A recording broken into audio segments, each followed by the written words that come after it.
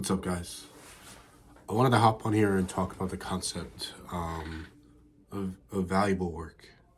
What does it really mean to have a job that's deemed valuable or something that's considered a good use of your time, right? And I wanted to talk about this because it seems like within popular media, there's become this concept of valuable work and unvaluable work. People will tell you that because of the job you're working or the industry that you work in or this type of stuff you do to get you paid, that your job isn't as valuable as someone else. And I want to challenge that concept today, and also share a story that happened to me earlier today, which really shed some light on the polarization of this topic. Um, you know, I'm sure we all know someone that we've all had experience working maybe like a retail job, whether you're a student, whether you're a kid trying to get through school, pay some bills, and you pick up any bullshit job just to pay the bills, right? But I'm sure we also know people that have either come up on hard times or that's all they were able to make it in life is you work at a fast food joint, you work um, in landscaping or construction. These are like typically in our culture considered jobs which might not be as glamorous.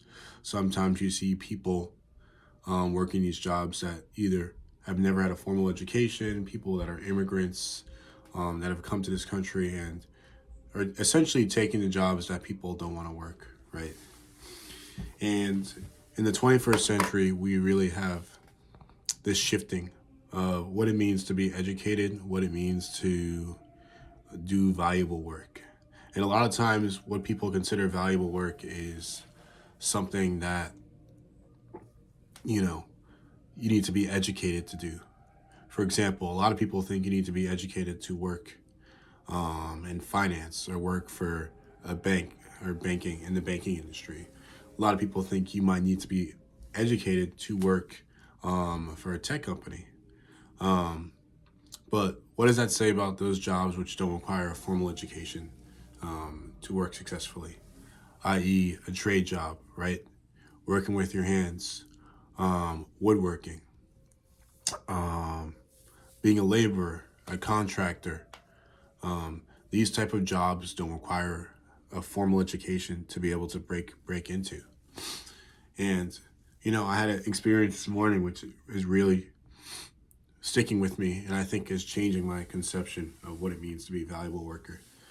Um, I live in a walk-up apartment, and we had essentially a situation where um, we had an oven um, and a burner, and on top of that burner in our kitchen, essentially was a fan vent, and this vent essentially blows air onto the smoke that would consume and subsume the kitchen, right? So you have this fan blowing air.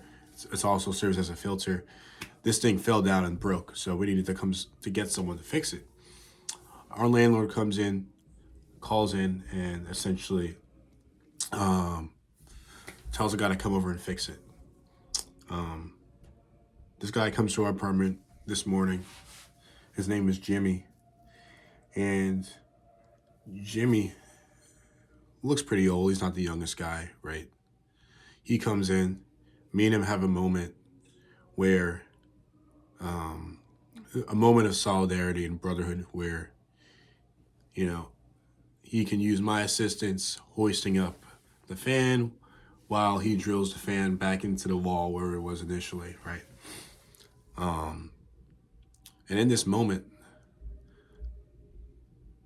it felt interesting to truly um,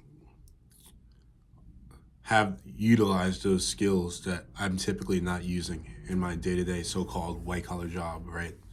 Working for a tech company, so-called using my brain, working for this fancy AI company. Yet there's people with jobs that have jobs in this economy, in this day and age that, you know, have nothing to do with tech, nothing to do with AI, aren't fancy by any stretch of the imagination, but are still valuable and are the type of jobs that hold up this economy, and are the type of jobs and the type of skill sets and the type of fundamentals that will survive any bubble, will survive any economic downfall. Can you use your hands? Can you build stuff? And we live in this economy, this world, in this culture, which emphasizes us to be a consumer of a product at all costs. Capitalism's natural progression is for you as a practitioner within the system to consume until you can't consume anymore. And I think it's healthy to have this. It's good to have a healthy relationship with the system of consuming. We live in a first world country, right? Where we're able to make things easier for ourselves by outsourcing or offshoring labor and efforts to people that are in a better position to do. We'll do it for cheaper. We'll get that noise and that labor and that overhead out of our hair and out of our sight. But the problem is, if you do that too many times and for too many things, then you lose those skill sets. You lose your ability to be able to so-called use your hands, like this laborer did when he came to my apartment. So what's like the learning lesson of all this? What is the takeaway that I think is valuable to talk about and articulate for other people? I think as a society, we're losing our ability to build. We're losing our ability to not only conceive, but we're losing our ability to architect and execute. You know, using our brain is half the battle, right? It's one thing to do. It's another thing to think. And we're losing our ability to be able to think, and we're losing our ability to be able to do together. Those two processes are being arbitrarily isolated from each other. And I think it's our responsibility to understand what's happening and find ways in our lives that we're able to take on more ownership, less as a consumer and more so as a builder, as a producer, as a creator, as an implementer, as an executor. Whatever you are, it doesn't matter if you're an actor, it doesn't matter if you're an entrepreneur, it doesn't matter if you work as a tech evangelist, it doesn't matter if you're a tinkerer or a coder or a developer, it doesn't matter if you're anyone, right? We all have a stake in creating and producing and leaving something behind for people that come after us. What do we want to be known for? What do you want to leave behind for these people? Figure it out, create a vision, define, produce, execute. That's all I have for today.